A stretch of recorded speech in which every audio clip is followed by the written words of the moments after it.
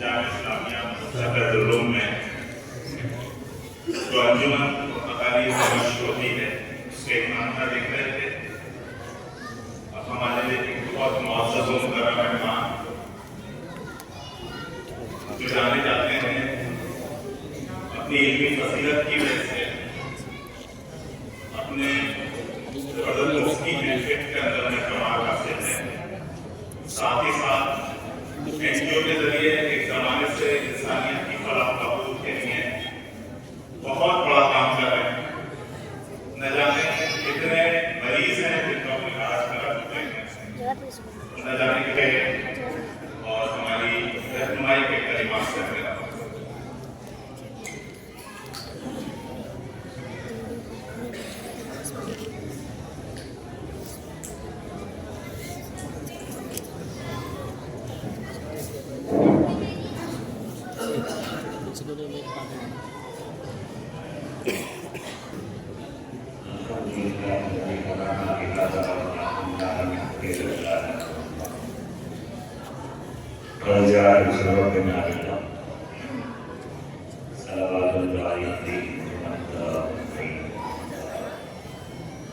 أعوذ بالله من الشيطان الرجيم بسم الله الرحمن الرحيم وأنزلنا إليك الذكر لتبين للناس ما أنزل إليهم ولعلهم يتفكرون. قال رسول الله صلى الله عليه وسلم بلغوا عني الرواية وفي رواية فليبلغ الشاهد الغائب أو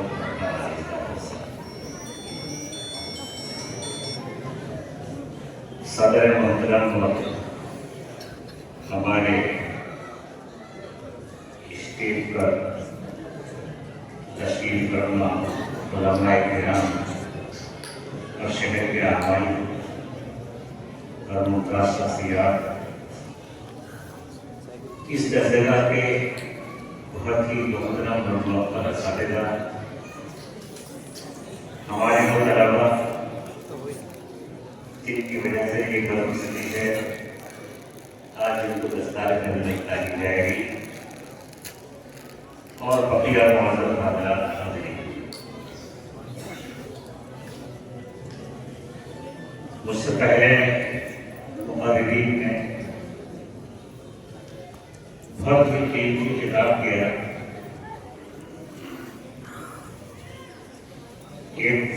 پہلے مقرر نے تو ہمارے انتہا کو جو اس ساتھ غائب ہوئے ان کے لیے جو موقع آنے والا ہے اس پر روشنی ڈالی اور ان کو امید دلائی کہ آپ کا مسئلہ آسانی سے حل ہوگا.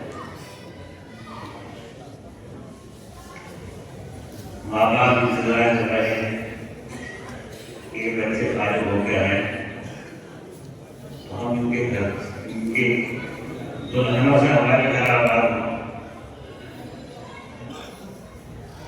اور بہت ہی شریف بیٹیاں ان کو میسر آئیں اور ہم اپنی ذمہ داریوں سے روش ہو. اس میں بہت سے مسائل سامنے آتے ہیں اور بہت سی دشواریاں سامنے آتی ہیں. ہمارے مقرر صاحب نے اس کا مسئلہ حل کر دیا ہے کہ عبدالرحمان کے باپ کی شادی کر لینا، کوئی پریشانی نہیں آئے گی. اللہ تبارک و تعالیٰ ان کے ماں باپ کو اس پر سے سلوک کو چھوڑنے کی توفیق اور آسان کروا دیں. اور دوسرے مقررات میں اس طرف توجہ دلائی جس کی ہمیں سب ضرورت ہے کہ ہم اللہ کی نصرت کے وسیلے بتائیں. ان کو عظیم مقررین کے بعد اور آنے والے بہت ہی باعظمت اور بہت ہی باشہرت اور بڑی نسبتوں والے مقررین تشریف لانے والے ہیں. ہم انشاءاللہ ان سے فائدہ اٹھائیں گے اور ان کی بات سنیں گے. میں اس حیثیت کا نہیں ہوں کہ علماء کرام کی موجودگی میں آپ سے کچھ خطاب کر سکوں، لیکن اتنا ہے کہ اس مدرسے سے مجھے نسبت ہے وہ مجھے جو دے رہی ہے. میں سوچ رہا ہوں کہ بجائے دینی رہنمائی کے میں اس نسبت کا تذکرہ کر رہا ہوں کہ میرے دل میں اس کا بیان نہ کرنا ممکن نہیں۔ سن 78 کی بات ہے، 78 کہ لال پور کے قاضی محمد اعظم صاحب، لال پور جو رامپور میں ہے، انہیں ہم اپنے مدرسے کے لیے مدرسہ حفظ و قراءت کے مدرس کے طور پر لے گئے تھے جنسیت کر کے۔ بہت اچھے استاذ تھے اور بہت بڑی تعداد میں ان کے شاگرد سمجھل اور اطراف اور علاقے میں ہیں اور ان سے بڑا فائدہ پہنچ رہا ہے۔ حتیٰ کہ آج جو ہمارے مولانا اسلم صاحب کے بیٹے حسین میاں کا نکاح ہو رہا ہے اور مولانا اسلم صاحب جو سمتی ہونے جا رہے ہیں وہ حافظ شاہ آباد بھی ہوئے قاری اعظم صاحب کے شاگرد۔ قاری صاحب کے مزاج میں کچھ اس طرح کی بات تھی کہ ہر 2-4 سال کے بعد وہ چلے جاتے تھے اور میں جا کے ان کو لے آتا تھا، سیدھا میرے ساتھ چلے جاتے تھے۔ ایک دم مدراس پہنچ گئے تو مدراسی لے آیا انہیں، ایسے ہی وہ گھر فرصت ہو گئے اور پھر آئے۔ انہوں نے لینے کے لیے گیا تھا کہ وہاں پر اس مدرسے کے بانی اللہ ان کو کربٹ نصیب فرمائے مولانا محمد نبی صاحب وہ جماعت میں نکلے ہوئے۔ میری ملاقات ہوئی، مجھ سے جو ان کا تعارف تھا پہلے سے، تو انہوں نے اس دن بیان کے لیے مجھے ہی حکم دیا اور میں نے ہی وہاں بیان کیا۔ اس وقت جوانی تھی، جوش بھی تھا، امراض جو لاحق ہو گئے وہ بھی نہیں تھے، تو میں آدھا آدمیوں میری بڑی آنکھیں نکال دی گئی، چھوٹی آنکھوں پر ہوں۔ بس ڈاکٹر حضرات یہاں موجود ہیں، اسیٹک کولائٹس کا پیشنٹ تھا، نتیجے کے طور پر بڑی آنکھیں میری نکال لی گئی، چھوٹی آنکھوں پر ہوں۔ ہر اعتبار سے میرے جسم کے قوت کے اعتبار سے کمی کم۔ حضرت مولانا محمد نبی صاحب رحمۃ اللہ علیہ مجھ سے یہ کہا آپ کا کیا پروگرام ہے؟ میں نے کہا مجھے صبح 2 قاری صاحب کو لے کر سمجھ لینا ہے۔ کہنے لگے آپ ایک مہربانی کریں، ہمارے ساتھ کل رامپور جائیں۔ رامپور میں اہل حق کا کوئی مدرسہ نہیں ہے کہ جہاں پر اکابر کے یہاں کی ہدایات کی نمائش تعلیم ہوتی ہو، اور ان نہ ہونے کی وجہ سے رامپور بہت ہی شرک و بدعات میں مبتلا ہے۔ وہاں جو رہنما تھے ان کے اثرات بہت زیادہ رامپور پر پڑے، اسی لیے ہمارے ہمشیرہ جو مولانا اسلم صاحب کی اہلیہ ہیں وہ باتیں بتاتی ہیں کہ ہم معلوم بھی نہیں کہ کیا کیا ہوگا۔ اور یہ درد کے ساتھ کہا کہ میں آمادہ ہو گیا، اور مولانا نے بتایا کہ رامپور میں کچھ نوجوان ہیں جن کی زندگی بہت بے دینی کی تھی، لیکن وہ محنت جو مولانا الیاس رحمۃ اللہ علیہ کے ذریعے وجود میں آئی، اس کے ذریعے سے ان کے اندر کوئی دینی جذبہ پیدا ہو گیا، اور وہ اس سے متعلق ہیں۔ میں بار بار ان کے پاس گیا تو انہوں نے جا کے کہا ہے کہ آپ آ کے دیکھ لیں، ایک جگہ ہے جہاں آپ عظم منشا ادارہ قائم کر سکتے ہیں، اگر مناسب ہو تو آ کے دیکھ لیں۔ نتیجے کے طور پر اللہ تبارک و تعالیٰ نے یہ سعادت دی حضرت مولانا کو توفیق کہ میں بھی ان کے ساتھ یہاں پر حاضر ہو گیا۔ مجھے تو کوئی جانتا نہیں تھا، لیکن یہاں آ کر ملاقات ہوئی۔ ایک رحمت شاہ تھے، ایک عبدہ بھائی کہلاتے تھے، ایک والد خان تھے، ایک اور ہاں مظفر خان صاحب تھے، بظاہر جن کی جانکاری تھی کپڑے وغیرہ کرنے کی، اور بھی تو تھے لیکن جو خاص طور سے ان لوگوں سے ملاقات ہوئی اور کہا کہ یہاں نماز پڑھی اس مسجد میں، اس میں مسجد اس طرح کی نہیں کی جاتی، اور انہوں نے یہاں آئے اور یہ جگہ جہاں ہمارے صاحب آتے ہیں یہ دکھائی کہ یہ جگہ ہے، کہا وہاں دعا ہوئی، اللہ نے وہ دعا قبول کی، حضرت مولانا کا درد اٹھا ہی، لیکن میں فراست مومنانہ کا بھی ان کے قائل ہو گیا کہ ان کے ایک بچے میں نگاہ ہوئی کہ اس سے مجھے رب کو کام لینا ہے، اور وہ اس وقت روزۃ العلوم کا طالب علم تھا، اور انہیں اس سے اتنی لگن تھی کہ اگر وہ گھر پہ بھی چلا جاتا تو بار بار بلانے جاتے کہ مجھے کچھ کام ہے۔ میں نے بھی ایک مرتبہ روزۃ العلوم کو اس وقت امتحان لیا، اس بچے کا بھی امتحان لیا، آخرکار ان کی فراست مومنانہ کام آئی گئی، اور اس ادارے کو انہوں نے ایسی چیز کے حوالے کر کے ثابت کر دیا کہ مولانا واقعی اتقوا فراست المومن فإنه ينزل بإذن الله، مومن کی فراست سے ڈرو تو اللہ کے نور سے مولانا محمد نبی صاحب رحمۃ اللہ کی یادگار مدرسہ معرفت قرآن آگے رہے، جس کے محترم و ذمہ دار حامد جلیل صاحب خدمات انجام دے رہے ہیں۔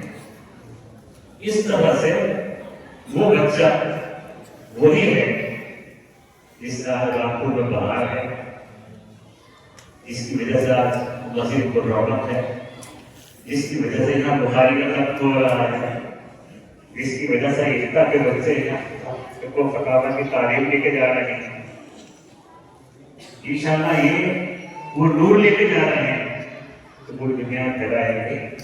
نام وقتہ بتانے کی ضرورت نہیں، آپ سمجھ گئے، وہ ہے مولانا محمد اسلم جاوید قاسم۔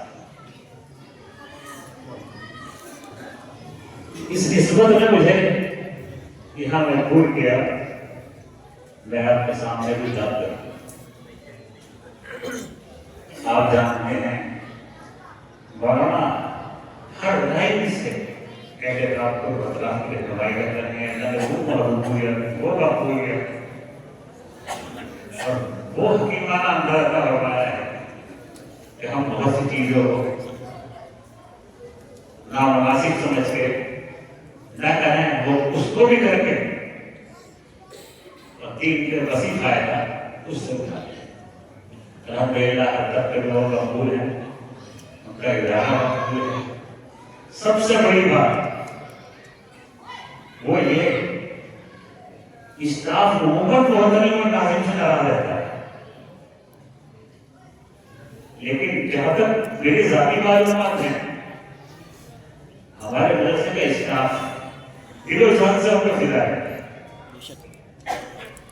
اور قدردانی کرتا ہے اپنے اور کرائے سب لوگوں طرح سے ہے۔ اللہ تعالیٰ اور کی زندگی کو صحت و سلامتی اور عافیت کے ساتھ رکھے، آمین مزید ہمارے ساتھ آمین۔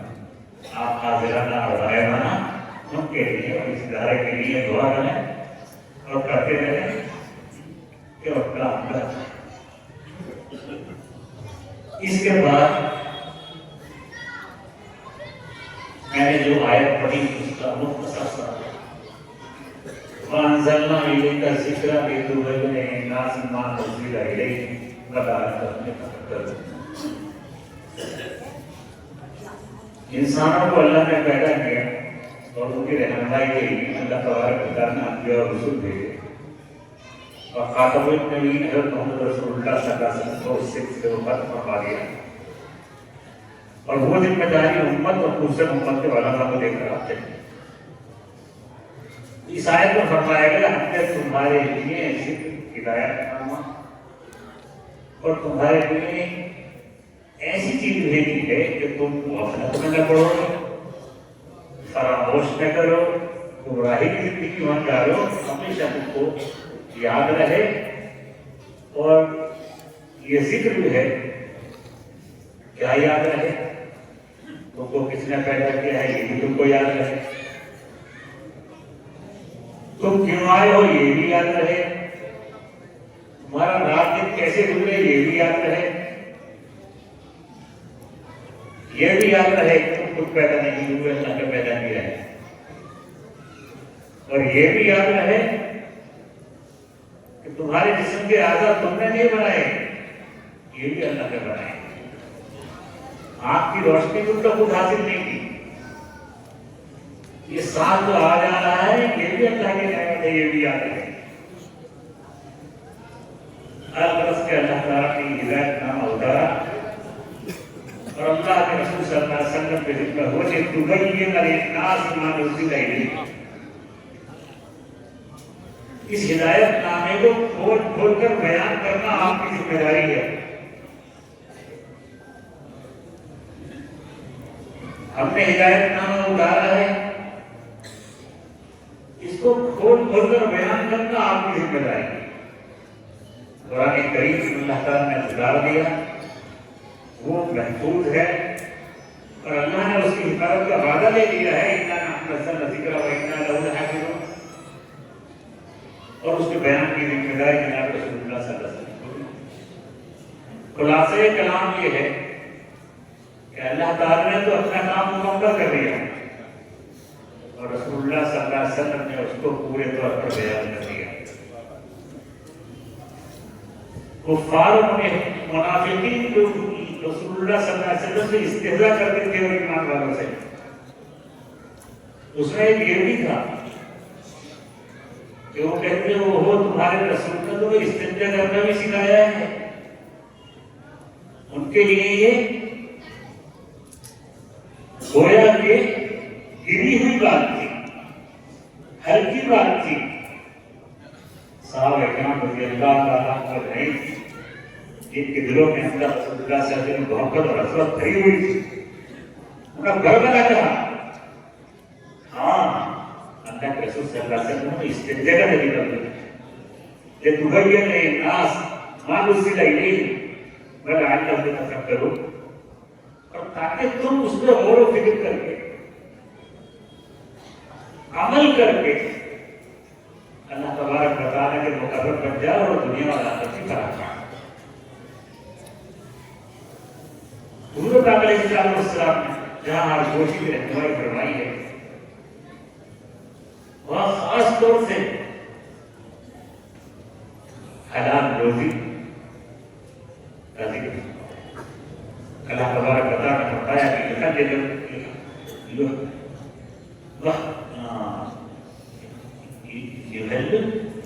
طیبات میں یحرم علیکم الخبائث،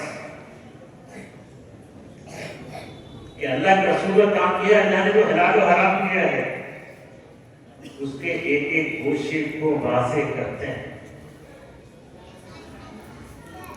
اور فرما دیا کہ بار بار قرآن نے کھانے کا ذکر کیا ہے، کھانے کے بغیر ہماری زندگی نہیں گزرتی، کھانا انسان کے لیے ضروری ہے، جاندار کے لیے ضروری ہے، کھانے کے سارے مسائل بنے ہیں، کھانا کا بھی فرق ہے، کیا چیز حلال ہے کیا حرام ہے، حرام و بین حلال و بین واضح فرما دیا کہ یہ حرام ہے یہ حلال ہے۔ قرآن کریم بار بار ولا تأکلوا أموالکم بینکم بالباطل، غلط طریقے سے ایک دوسرے کا مال نہ کھانا۔ ان الذین یأکلون أموال اليتامى ظلما انما یأکلون فی بطونہم نارا، غلط طریقے سے جو کمزور لوگوں کا مال کھا جاتے ہیں وہ مال تو آگ ہوگا جو ان کے پیٹوں میں کھایا جائے گا، بس ایسا ہونا صحیح گا، جہنم میں تو دھکیل دی جائے گا۔ حرام مال کی بہت سی شکلیں ہیں، مختصر نظر ہمارے اس وقت کے بڑے دنیا کے سب سے نافع ادارہ آپ لوگ دیوبند کے نائب محترم صاحب یہاں تشریف فرما ہے، انشاءاللہ بات سنیں گے، اس کے بعد مفتی سلمان منصور کی صاحب کا سنیں گے۔ انسانوں کو جو کچھ بھی مال ملتا ہے وہ بغیر ان کا قبول کے نہیں ملتا۔ جتنی بھی ایسی شکلیں ہیں کہ ہم کسی کے مال کے مالک بنے، اگر ہم ایک شریکہ بیع و شراء کا ہے، خرید و فروخت کا ہے، ہم کیوں مالک ہے اس مال کے؟ ہم کا خریدا ہے۔ دوسرے نے پیش کیا تو کتنے مال بیچتے ہوں، ہم نے کہا ہم نے قبول کر لیا، وہ مال مالک ہو گئے۔ اسی طرح ہم دوست کو دیا، اگر ہم قبول نہ کریں تو ہم اس کے مالک نہیں ہوں گے۔ لیکن ایک ملکیت ایسی ہے کہ ہمارے بغیر قبول کیے ہوئے ہم مالک ہوتے ہیں۔ ہم قبول نہیں کرتے تو اللہ تعالیٰ رجسٹر میں ہمارا نام لکھ دیتا ہے اور وہ طریقہ ہے وراثت۔ جب کسی کا انتقال ہوتا ہے، اب اس نے جو کچھ چھوڑا ہے اس کا مالک کون ہوگا؟ اس کو وراثت۔ اللہ تبارک و تعالیٰ نے قرآن کریم میں نماز کے، روزے کے، زکوٰۃ کے، حج کے کسی بھی حکم کو اتنا واضح، اتنا مفصل بیان نہیں کیا ہے جتنا وراثت ہے۔ اللہ تعالیٰ علیم و خبیر ہے، اسے ہمارے دلوں کا حال معلوم تھا کہ تمہارے دل جہاں چوری کریں گے، جہاں خیانت کریں گے، جہاں اللہ کے حکموں کو توڑیں گے اور جس حکم پر عمل نہ کر کے اپنی ساری نیکیوں کو ضائع کریں گے اور اللہ کی غضب سے محروم ہو جائیں گے اور قوم ان کے لیے جہنم کا گڑھا بن جائے گی اور قیامت کے دن زنجیروں میں باندھ دیے جائیں گے، وہ ظالم ہوں گے جو غلط طریقے سے مال کھا جائیں گے۔ نہ رشوت سے اتنا حرام مال کھایا جا رہا ہے، نہ سود سے کھایا جا رہا ہے، نہ ڈکیتی سے کھایا جا رہا ہے، نہ سٹے سے کھایا جا رہا ہے، اتنا حرام مال وراثت تقسیم نہ کر کے کھایا جا رہا ہے۔ اسی لیے اللہ کے حسن فرمایا وراثت ایسی چیز ہے کہ اللہ تبارک و تعالیٰ نے اس کا بیان نہ کسی نبی پہ چھوڑا، نہ رسول پہ چھوڑا، نہ فرشتے پہ چھوڑا، اللہ نے خود بیان کر دیا۔ حدیث پاک میں آتا ہے کہ کسی کا انتقال ہوتا ہے فوراً فرشتے اس کا رجسٹر میں سے نام کاٹ کے اس کے وارثوں کو لکھ دیتے ہیں۔ اگر اس کا باپ ہے تو باپ کا اتنا ہو گیا، ماں کا اتنا ہو گیا، بیوی کا اتنا ہو گیا، شوہر کا اتنا ہو گیا، بیٹی کا اتنا ہو گیا، بیٹے کا اتنا ہو گیا۔ اس وقت سب سے زیادہ مشکل اور سب سے زیادہ رقم جاننے والے مسائل وراثت کے مسائل جاننے والے بہت کم ہیں، اور بچا کیوں ہے؟ جو کم ہے، جس چیز پر عمل کم ہوتا ہے اللہ اس کا علم اٹھا دیتا ہے۔ یہ اس بات کا ثبوت ہے اس کا ایک کا اٹھ جانا کہ اس کا عمل مسلمانوں کی زندگیوں میں مٹ چکا ہے، مسلمان احکام کو پس پر ڈال چکے ہیں۔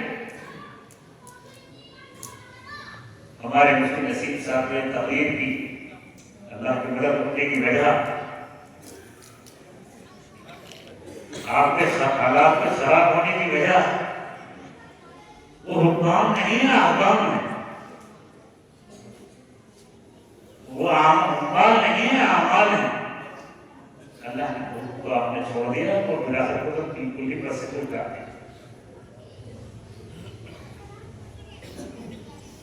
جس کے ہاتھ میں جو کچھ ہے بس وہ اسی کا ہو جاتا ہے اور دوسرے کو دینے کی وہ تیار نہیں۔ جب کسی کا انتقال ہوا اس کے گھر میں، اس کی ملکیت میں جو بلب جل رہا ہے وہ بلب بھی سبھی جان کے بغیر کسی بھی جگہ نہیں دی جا رہی۔ مختلف طرح کی تقریریں اس کتاب کے بعد کی جاتی ہیں اور باپ کے پیسے کو، مورث کے پیسے کو استعمال کیا جاتا ہے اور بغیر اجازت کے، اور لڑکیوں کا تو حق سمجھا ہی نہیں جاتا۔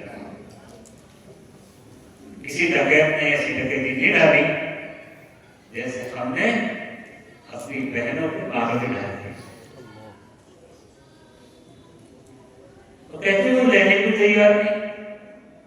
آپ نے جب بندوق رکھ دی سماج کی اس کے سینے میں تو وہ بیچاری کیا کرے.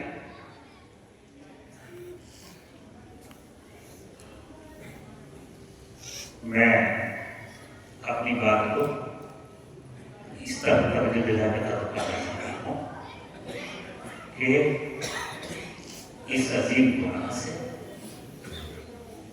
اور اس حرام بات کے پیٹ بھرنے سے اور ایسے عیاشی کرنے سے ہم سب کو بچنا چاہیے. اور علماء کرام سے معلوم کر کے کیونکہ وراثت کے مسائل ذرا مشکل ہے. باپ ہوتا ہے، ماں باپ ہوتے ہیں تو کچھ ملتا ہے اولاد کو، لڑکیاں لڑکیاں ہوتی ہیں تو کچھ ملتا ہے، لڑکے لڑکے ہوتے ہیں تو کچھ ملتا ہے، لڑکیاں لڑکیاں دونوں ہوتے ہیں تو کچھ ملتا ہے. اولاد کی ہونے کی شکل میں بیوی کو کچھ ملتا ہے، نہ ہونے کی شکل میں کچھ ملتا ہے، شوہر کو کچھ ملتا ہے اور کچھ نہیں ملتا ہے. اس جلسے سے فارغ ہو کے ہی اگر کسی کا مسئلہ ایسا ہے، ماں باپ کا مال اس کے پاس ہے تو وہ معلوم کرے کہ کس طرح تقسیم کیا جائے گا. آپ سمجھ لیجیے کہ قیامت کے دن یہ حق ایسا ہے کہ اگر آپ کے 3 بہنیں ہیں تو صرف آپ نے ان کا حق تھا. 3 بہنوں کے 15 بچے ہیں تو وہ 15 بچے کو قیامت کے دن آپ کو پکڑیں گے. 15 بچوں کے 50 بچے ہو گئے تو وہ بھی آپ کو قیامت کے دن پکڑیں گے. قیامت تک جتنے بچے پیدا ہوتے رہیں گے وہ سب آپ کے قیامت کے دامن ہی ہوں گے.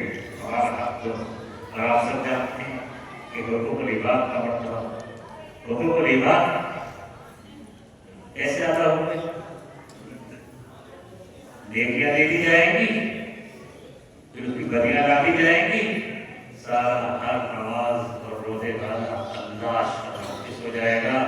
مطلوب حقیقت جہنم ڈال دیا جائے گا. اللہ تعالیٰ اس گناہ بس سے ہماری حفاظت فرمائے.